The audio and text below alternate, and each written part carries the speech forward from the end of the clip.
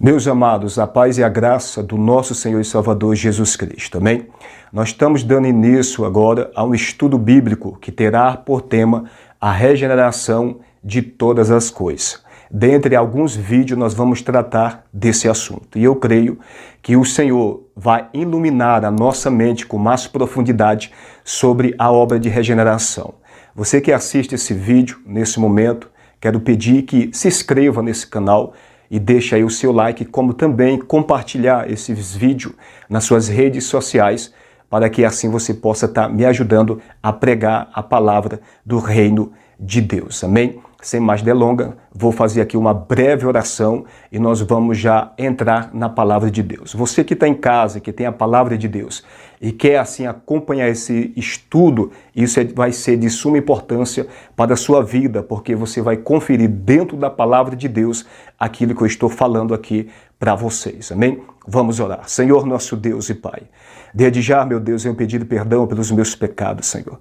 Meu Deus, perdoa todas as minhas falhas. Venho pedir ao Senhor que o Senhor venha me conduzir dentro desse estudo pelo Teu Espírito Santo. Que o Senhor venha jogar por terra neste momento toda a barreira nas regiões celestiais, todo impedimento, a luta do inimigo, Senhor, que luta constantemente para impedir, meu Deus, a obra do Senhor, para impedir que as pessoas venham ao conhecimento da verdade. Meu Deus, joga por terra toda barreira, todo impedimento, espírito de incredulidade. O Senhor venha repreender pelo poder que há no nome de Jesus Cristo. Abre a nossa mente, meu Deus, pelo Teu Espírito, meu Deus, pela Tua palavra, para que nós possamos compreender a obra de regeneração que o Senhor está efetuando neste momento nos céus e na terra, e Teu nome assim ser glorificado em nome de Jesus. Amém e amém. Pega a sua Bíblia no capítulo 3, verso 1 e diante, vai ser onde nós vamos ler. Evangelho de João, capítulo 3, do versículo 1 ao versículo 8. Está escrito assim, versículo 1. E havia entre os fariseus um homem chamado Nicodemos, príncipe dos judeus. Verso 2. E este foi ter de noite com Jesus, e disse-lhe, Rabi, bem sabemos que és mestre vindo de Deus, porque ninguém pode fazer estes sinais que tu fazes, se Deus não for com ele. Verso 3, Jesus respondeu e disse-lhe, na verdade te digo, que aquele que não nascer de novo não pode ver o reino de Deus. O versículo 4, disse-lhe Nicodemos, como pode um homem nascer sendo velho? Porventura pode tornar a entrar no ventre da sua mãe e nascer? Verso 5, Jesus respondeu, na verdade te digo, que aquele que não nascer da água e do Espírito não pode entrar no reino de Deus. O verso 6, o que é nascido da carne é carne, o que é nascido do Espírito é Espírito. Não te maravilhes de te ter dito, necessário vos é nascer de novo.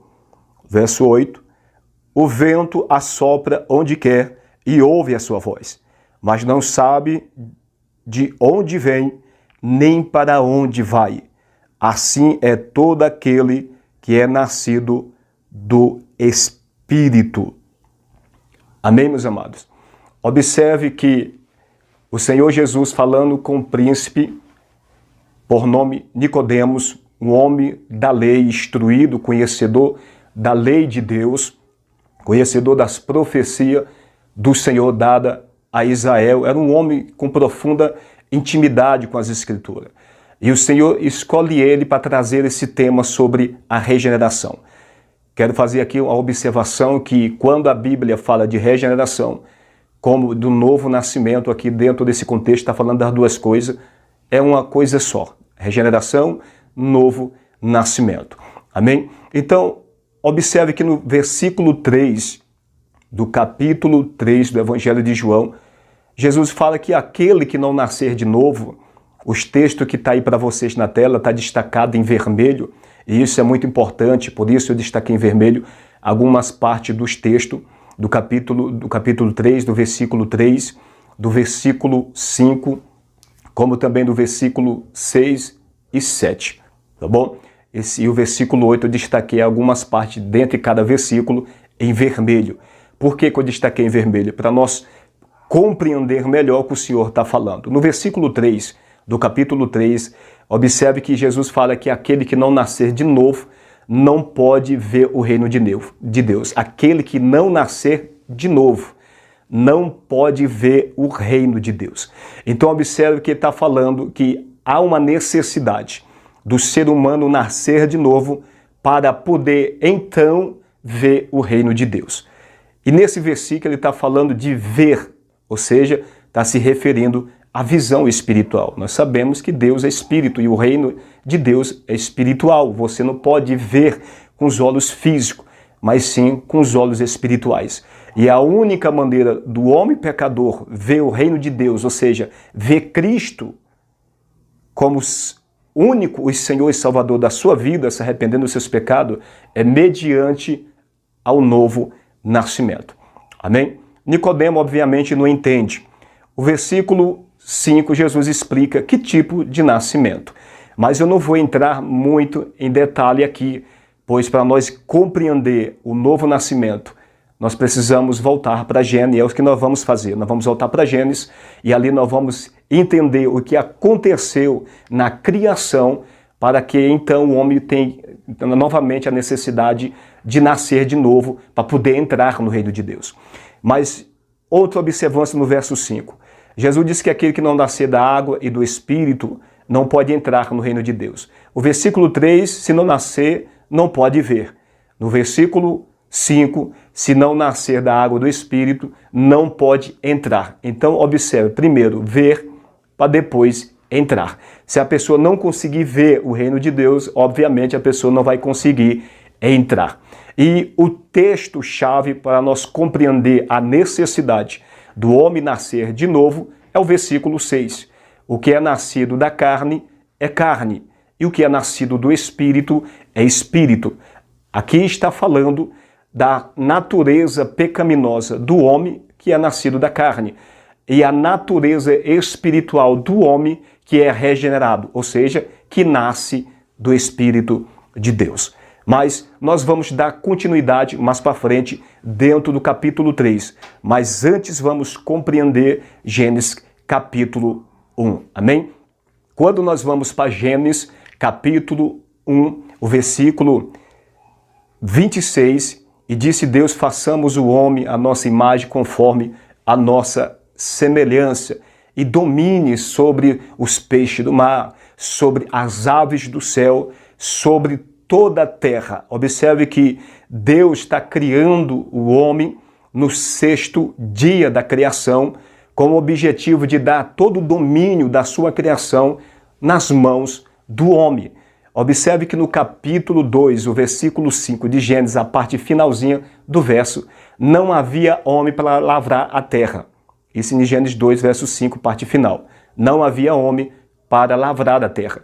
Então Deus, no capítulo 1, verso 26, façamos o homem à nossa imagem conforme a nossa semelhança, para dominar, cuidar, zelar, lavrar a terra que Deus criou com todo amor perfeito, um equilíbrio pleno. Então, observe que quando Deus fala, façamos o homem à nossa imagem e semelhança, para cuidar de toda a criação, no capítulo 2 de Gênesis, o versículo 7, e formou o Senhor Deus o homem do pó da terra, e soprou nos seus narizes o fôlego da vida, e o homem foi feito alma vivente. Quando nós voltamos para o capítulo 1, versículo 27, e criou Deus o homem à sua imagem e semelhança criou homem e mulher. Logo no versículo 28, Deus abençoa o homem e abençoou Deus dizendo, frutificai-vos, multiplicai-vos e enchei a terra. Observe que Deus, ao criar Adão e Eva, ele criou como modelo da humanidade.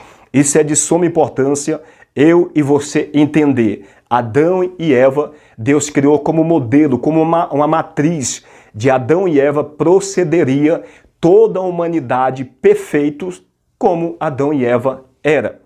Então, o objetivo de Deus e o plano de Deus para a humanidade está em Gênesis. Se nós entendermos Gênesis, nós vamos entender todas as Escrituras. Então, isso é muito importante. O modelo para a criação de Deus é Adão e Eva, ali no Éden. Todos procederiam dele, homens e mulheres, os filhos, frutificai, quer dizer, gerar filhos, multiplicai-vos, esses filhos que ia nascer deles, ou seja, ia se multiplicar, crescer, casar, gerar filhos, família, e assim o objetivo era encher toda a terra de pessoas perfeitas, pessoas equilibradas, sem mácula, com relacionamento de profundidade com o seu Criador. Esse é o plano de Deus, não era, é o plano de Deus que a princípio foi usurpado por Satanás. Então Deus abençoou. Quando Deus abençoa, dizendo que é para o homem frutificar, multiplicar e encher a terra, nós podemos observar no capítulo 2, o versículo 8, que o Senhor ele planta um jardim no Éden.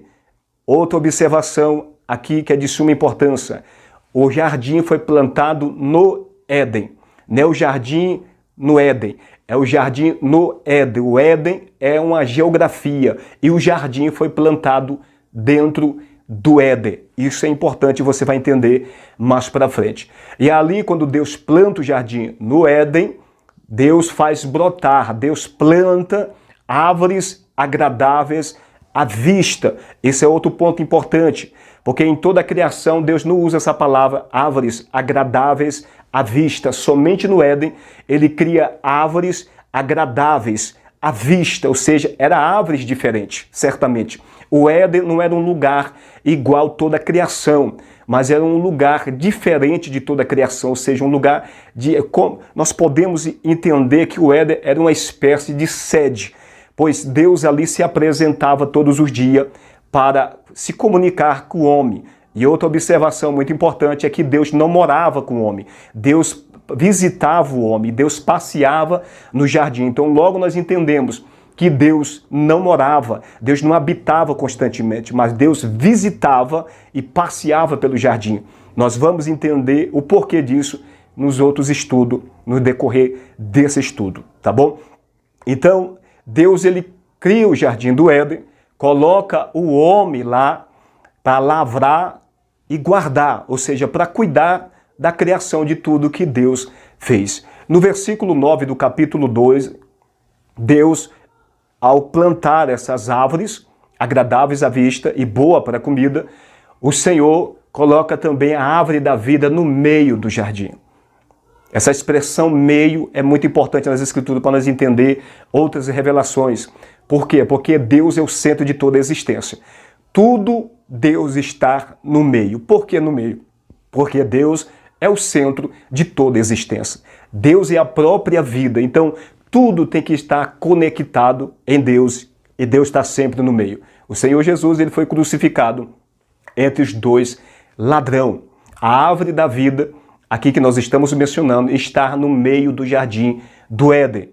A árvore da vida, em Apocalipse capítulo 21, no novo paraíso de Deus, a cidade santa, está no meio do paraíso de Deus.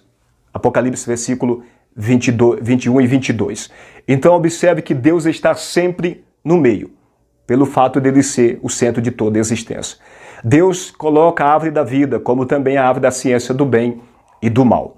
Observe que no capítulo 3, nós vamos observar que a serpente ela se levanta, ou seja, Satanás, um querubim, se levanta contra a criação de Deus e induz Eva ao pecado, como também Adão, através da sua astúcia. Mas antes aqui eu quero fazer uma observação aqui dentro desse estudo. Quando Deus pega o homem, ali no capítulo 2, o versículo 15 de Gênesis, ele colocou o homem ali no Éden para lavrar e guardar, ou seja, cuidar de toda a criação. E no versículo 16, o Senhor ordena a ele que de toda árvore que está no jardim deveria comer Adão, mas da árvore da ciência do bem e do mal, dela não poderia comer, porque no dia que ele comesse, certamente morrerá. Deus falou que certamente ele morreria. Isso está no capítulo 2, o versículo 17.